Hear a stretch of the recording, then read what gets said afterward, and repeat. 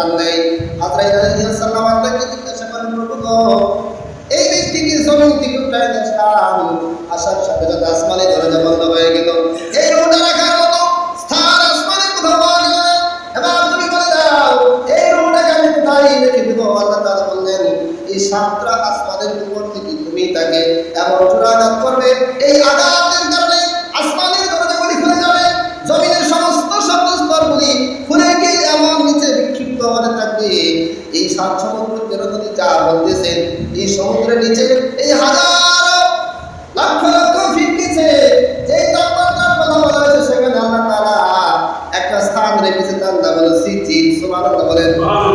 Season রেখে দিয়েছে। সিজিনটার নাম কি? এটা হলো জাহান্নামের একটা শাখা।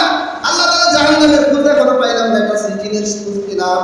যেই সিজিনের ভিতরে লোকদের রাখা হয় যারা নেক কাজ করে না, যারা রাসূলের সুন্নাতের অনুসারী হয় না, যারা ভালো কাজ করতে উৎসাহ হয় না, যারা আল্লাহ রাসূলের আদর্শকে স্বীকার করে না, যারা ইসলামী আন্দোলন করে না, এই জমিনের ভিতরে দিন প্রতিষ্ঠার কাজ করে না, যারা এই জমিনের ভিতরে কোরআনের আইনে রাষ্ট্র পরিচালনা করে না, এই দেশের ভিতরে কোরআন দ্বারা সমস্ত পরিকল্পনা করতে চেষ্টা করে না, এই কোরআনকে বাধা দেয়, ওই ব্যক্তিদের রূহগুলিকে আল্লাহ তাআলার ফেরেশতা আজরাইল আলাইহিস সালাম এত জোরে আঘাত করে, এই আঘাতের কারণে আসমান জমিন ফেটে গিয়ে সিজিনের মধ্যে প্রবেশ করে ফেলে। নাউযুবিল্লাহ। এত জোরে আঘাত করে এই রূহটা বিজ্ঞানীরা বুঝতে পেরেছে এই নিচ থেকে এত চিৎকারের আওয়াজ কেন আসে।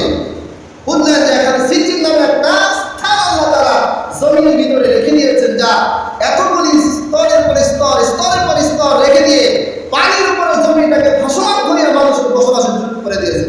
সুবহানাল্লাহ।